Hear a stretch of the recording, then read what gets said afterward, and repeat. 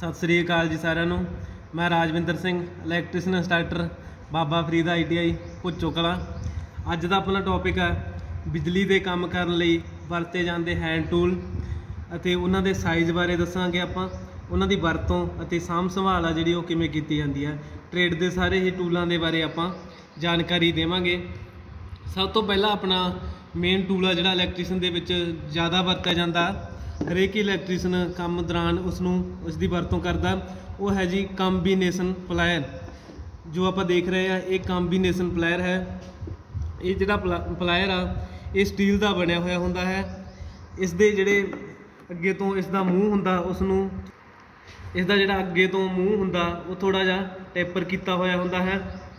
इसकी जिहड़ी लंबाई आ वो इस दियां इन्हां लैग्स तो लई जाती है। ये जिहड़ियां इत्थों इसकी लंबाई मापी जाती है। इसनूं तारां नूं इसकी वरतों आ जिहड़ी तारां नूं कट्टण लई, तारां नूं फड़न लई अते होर नट बोल्ट वगैरह खोलण दे लई आपां इसकी वरतों कीती जाती है। इस करके ही इसनूं कंबीनेशन प्लायर आ जिहड़ा वो कि इहदा नाम दिता गया। इस तो बाद इसकी आपां साਂਭ संभाल बारे देखते हैं। प्लास की जिहड़ी इंसुलेशन आ उसनूं हमेशा ठीक रखना चाहिए। काम करन तो पहला इसनूं चैक कर लेना चाहिए। जदों भी कोई आपां काम करना तो सब तो पहला इसकी जिहड़ी इंसुलेशन आ उसनूं चैक करना चाहिए ताकि ये किसी जगह तो क्रैक ना होवे ते आपां नूं बिजली का झटका ना लग सके। दूसरी जिहड़ी साਂਭ संभाल का दूसरा पॉइंट आ वो है प्लास तो कदे भी हथौड़े का काम नहीं लेना चाहिए। इलैक्ट्रीशियन आम तौर पर गलती करते आ, जदों भी किसी भी आपां किसी किल नूं जां मेख नूं जां स्क्रू नूं थोड़ा जा सੱਟ लगाउणी हुंदी है तो आपां हथौड़े की जगह ते प्लायर तो ही काम लै लैंदे आ, जो कि बहुत बिल्कुल गलत आ। इस दे नाल प्लास आ जिहड़ा वो पूरी वर्किंग नहीं करेगा। उस तो बाद मतलब इसकी इंसुलेशन भी टुट सकती है तो किसी भी वेले दुर्घटना हो सकती है। इस करके प्लास तो हथौड़े का काम कदे भी नहीं लेना चाहिए। प्लास दे नाल कदे भी आपां गर्म चीज़ों नूं नहीं फड़ना चाहिए। अगला पॉइंट आ उच्ची थां तो हेठां कदे भी नहीं सिੱਟਣਾ चाहिए।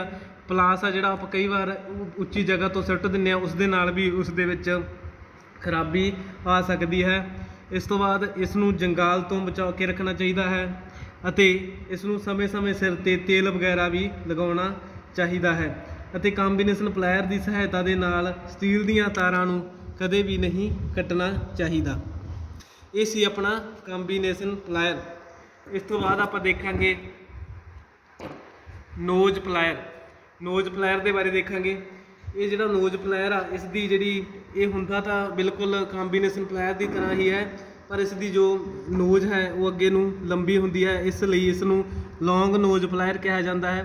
इसकी वरतों उत्थे कीती जाती है जिथे जगह घट होवे पर प्लास का काम ही लेना होवे। घट जगह के विच प्लास का काम लैण दे लई इसकी वरतों कीती जाती है। इस दे मूँह नूं भी टैपर किया हुंदा है। इसका साइज़ भी इसकी लंबाई तो ही मापिया जाता है। इत्थों तक भी किन्ने mm का है, इसकी लंबाई तो ही इसका साइज़ मापिया जाता है। इसकी वरतों जिहड़ी तारां दीयां कुंडलियां बनाउण लई अते तंग थावां उत्ते नट बोल्ट कसन दे लई इसकी वरतों जिहड़ी ओह आपां करदे आ। जिहड़ी इसकी साਂਭ संभाल आ वो बिल्कुल कंबीनेशन प्लायर की तरह ही है। जिस तरह आप कंबीनेशन प्लायर की साਂਭ संभाल करनी है उस तरह ही इसकी आप साਂਭ संभाल जी करनी है। इस तो बाद जिहड़ा अपना अगला टूल है वो है side cutting plier. Side cutting plier ये भी एक प्लायर की ही किस्म है। साइड जिहड़ा कटिंग प्लायर है ये भी स्टील का बनया होया हुंदा है। इसकी एक साइड उत्ते पूरा कटर बनया होया हुंदा है। ये जो आप देख रहे हैं इसकी साइड दे अगे जिहड़ा पूरा कटर बनया होया हुंदा है। इस दे मूँह नूं भी टैपर किया होया हुंदा है। इस नाल तारां नूं कट्टिया जाता है अते इंसुलेशन नूं उतारन दे लई भी साइड कटिंग प्लायर की जिहड़ी वरतों कीती जाती है। ज़्यादातर इसकी वरतों जदों आपां मोटर वाइंडिंग करते हुंदे आ, मोटर वाइंडिंग दीयां कोइलां नूं कट के बाहर कड्ढण दे लई ज़्यादातर वरतों जिहड़ी वो साइड कटिंग प्लायर की ही कीती जाती है। ये सी अपना साइड कटिंग प्लायर। इस तो अगला टूल है जो वो है अपना स्क्रू ड्राइवर। स्क्रू ड्राइवर बिजली के कामों में बहुत ज़्यादा वरत्या जाता है। इसकी वरतों किसी भी पेचां नूं जां स्क्रू नूं खोलण अते कसन दे लई इसकी वरतों की जाती है। ये कई किस्मां दे हुंदे आ। इन्हां दा साइज़ भी इसकी लंबाई तो ही मापिया जाता है। ये अलग अलग किस्मां दे हो सकते हैं, 100 mm 200 mm 250 mm 300 mm। इस दे हैंडल नूं प्लास्टिक ਜਾਂ ਲੱਕੜ ਦਾ ਲਗਾ ਇਸ ਦਾ ਹੈਂਡਲ ਆ ਜਿਹੜਾ ਪਲਾਸਟਿਕ ਜਾਂ ਲੱਕੜ ਦਾ ਲਗਾਇਆ ਜਾ ਸਕਦਾ ਹੈ। ਮਤਲਬ ਇਸ ਦੀ ਜਿਹੜੀ ਟਿਪ ਆ ਉਹ ਟਿਪ ਹੈਂਡਲ ਦੇ ਵਿੱਚ ਫਿੱਟ ਕੋਈ ਕੀਤੀ ਹੋਈ ਹੁੰਦੀ ਹੈ। ਇਸ ਦੀ ਟਿਪ ਦੀ ਬਣਤਰ ਆ ਜਿਹੜੀ ਦੇਖ ਰਹੇ ਹਾਂ ਆਪਾਂ, ਇਹ ਟਿਪ ਅਲੱਗ-ਅਲੱਗ ਸਕਰੂ ਦੇ मतलब अनुसार ही रखी जाती है। एक प्लस वाला हुंदा है तो एक माइनस वाला हुंदा है। ये मतलब अगे आप देखते हैं भी इसकी साਂਭ संभाल आ जिहड़ी ओह किवें करनी चाहिए। काम करन दौरान पेचकस की चोण जिहड़ी ओह पेचां के अनुसार ही करनी चाहिए है, उसके साइज अनुसार ही करनी चाहिए है। नंबर 2, पेचकस के हैंडल उपर कदे भी हथौड़े की सट्ट आ जिहड़ी ओह नहीं लगाउणी चाहिए। नंबर 3 आप देखते हैं इस नूं कदे भी चौरसी की थां ते नहीं वरतना चाहिए। कई बार आपां जिहड़ी चौरसी आ वो किसी जगह तो सुराख कड्ढण दे लई सुराख नूं खुला करन दे लई वरत लैंदे आ, तां इस दी वरतों आ जिहड़ी ओह चौरसी की जगह ते भी नहीं करनी चाहिए। अगला पॉइंट, इस नूं जंगाल तो बचाउणा चाहिए है। जंगाल तो बचाउणा इस नूं बहुत ही जरूरी है। उस तो बाद ढिले हैंडल वाला पेचकस है जिहड़ा ओह कदे भी ना वरतो। जेकर किसी पेचकस का हैंडल ढिला है तो उसकी वरतों कदे भी ना करो, तां जो इस दे नाल इलैक्ट्रीशियन का काम करते इलैक्ट्रीकल का काम करते समय किसी भी समय दुर्घटना जिहड़ी ओह हो सकती है। इस तो बाद जिहड़ा टूल आपां वो है अपना न्यून टेस्टर जां इस नूं फेज टेस्टर भी कह दिंदे आ। ये एक गिलास की ट्यूब दे विच एक जिहड़ा बल्ब न्यून लैंप आ जिहड़ा ओह लगाया जांदा। 2 इलैक्ट्रोड उहदे विच लगाए जांदे ते सील कीते हुंदे आ। एक इलैक्ट्रोड दे सीरीज़ दे विच ज़्यादा मान का प्रतिरोध जिहड़ा लगाया जांदा जो कि करंट नूं सीमित रखता है। रजिस्टेंस का दूजा सिरा क्लिप की धात नूं जबकि इलैक्ट्रोड का सिरा पेचकस के ब्लेड नाल जुड़िया होया हुंदा है। इस दा साइज भी इस दे जो अगे टिप हुंदी है उस दे अनुसार ही रखा जाता है।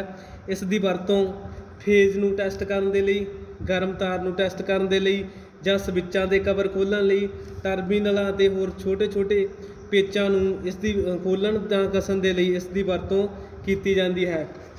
उस तो बाद इस दी आपां साਂਭ संभाल बारे देखांगे।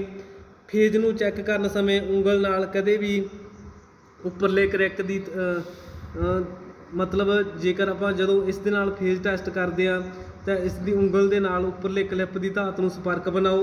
इस समय धरती नाल अपना संपर्क भी बनाओ तां जो ये पूरा आपां नूं दस सके भी इस जो फेज है उस दे विच वोल्टेज आ रही है जां नहीं। इस नूं अधिक वोल्टेज तो वध ना लगाओ, मतलब इस नूं 500 वोल्ट तो वध कदे भी इस दे नाल किसी भी फेज नूं चैक नहीं करना चाहिए। उस तो बाद इस विच पानी भरन तो बचाउणा चाहिए, कदे भी इस दे विच पानी नहीं पैण देना चाहिए। इस दे नाल भी आपां नूं जिहड़ा बिजली का शौक आ वो लग सकता है। इस तो बाद जिहड़ा आपां टूल देख रहे हैं वो है टेस्ट लैंप। टेस्ट लैंप जिहड़ा पेंडेंट होल्डर नूं लोड़ अनुसार तारां लगा के जिहड़ा टेस्ट होल्डर बनाया जाता है। इस विच लोड़ अनुसार वाटेज का टंगस्टन फिलामेंट वाला लैंप आ जिहड़ा वो लगाया जाता है। इस दे विच 60 वाट जां 100 वाट 200 वाट जां 250 वाट का बल्ब लगा के आपां इस तों काम लै सकते हैं। इस दे नाल आपां सप्लाई नूं चैक कर सकते हैं। इस दे नाल भी मतलब पता लगाया जा सकता है भी इस सर्किट दे विच बिजली है जिहड़ी वो आ रही है जां नहीं आ रही। 2 फेज चैक करन दे लई भी 2 टेस्ट लैंपां नूं सीरीज़ विच लगा के इस दी वरतों जिहड़ी वो आपां कर सकते हैं। इस दी साਂਭ संभाल बारे देखते हैं। वरतों समय लैंप नूं कदे भी टुੱਟਣ जां झटकण तो बचाउणा चाहिए है। नंबर 2, होल्डर विच तारां चंगी तरह कस के अंदर गंढ देनी चाहिए है। जिवें इस दे उपर जिहड़ा कवर लगावांगे आपां तां उस दे विच गंढ लगा के ही इसका उपर कवर लगाया जाए। काम करते समय तारां की लोड़ पैण ते टेस्ट लैंप दीयां तारां नूं कट्टो। इहदियां जदों आपां टेस्ट लैंप दीयां तारां जिहड़ियां ओह कट के रखणियां चाहिए हैं। इस तो बाद जिहड़ा आपां टूल देख रहे हैं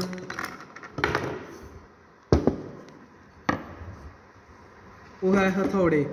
हथौड़े 2 प्रकार के आप देखांगे। इस दे विच एक है बॉल पेन हैमर तो दूसरा है क्रॉस पेन हैमर। जो ये है बॉल पेन, इस दे उपर बॉल बनी हुई है, ये बॉल पेन हैमर है। ये जिहड़े हथौड़ा देख रहे हैं ये है क्रॉस पेन हैमर।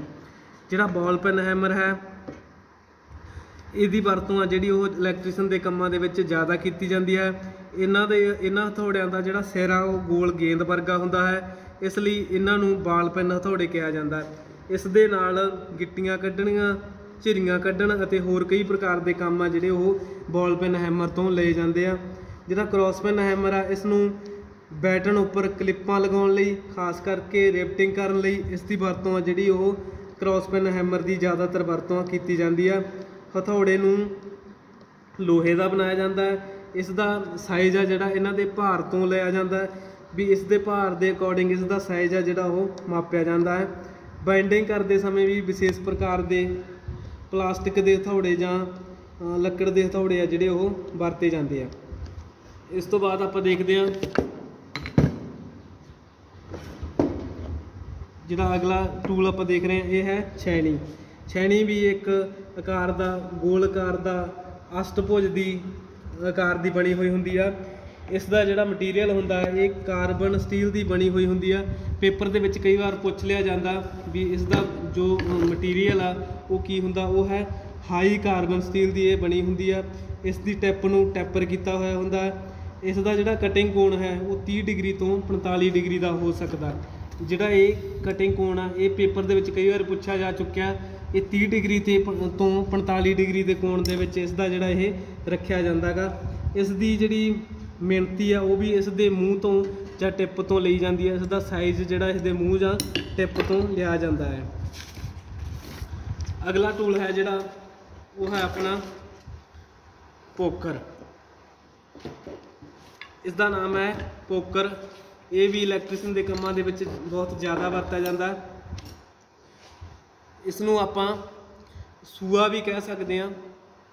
ਇਹ ਆਮ ਤੌਰ 'ਤੇ 150 mm ਜਾਂ 200 mm ਦਾ ਵਰਤਿਆ ਜਾਂਦਾ। ਇਹ ਕਾਰਬਨ ਸਟੀਲ ਦਾ ਬਣਿਆ ਹੋਇਆ ਹੁੰਦਾ ਹੈ। ਇਸ ਦਾ ਮੂੰਹ ਆ ਜਿਹੜਾ ਅੱਗੋਂ ਤਿੱਖਾ ਅਤੇ ਵਰਗਾ ਆਕਾਰ ਹੁੰਦਾ ਗਾ। ਹੈਂਡਲ ਵਿੱਚ ਇਸ ਦੇ ਲੱਕੜ ਜਾਂ ਪਲਾਸਟਿਕ ਦੇ ਇਹਦਾ ਹੈਂਡਲ ਆ ਜਿਹੜਾ ਉਹ ਲੱਕੜ ਜਾਂ ਪਲਾਸਟਿਕ ਦਾ ਬਣਾਇਆ ਹੁੰਦਾ। ਲੱਕੜ ਦੇ ਵਿੱਚ ਸਿੱਧੇ ਤੌਰ 'ਤੇ ਕਈ ਵਾਰ ਪੇਚ ਆ ਜਿਹੜੇ ਉਹ ਕੱਸਣੇ ਬਹੁਤ ਔਖੇ ਹੁੰਦੇ ਆ, ਇਸ ਕਰਕੇ ਇਸ ਦੇ ਨਾਲ ਪਹਿਲਾਂ ਸੁਰਾਖ ਕਰ ਲਿਆ ਜਾਂਦਾ ਗਾ।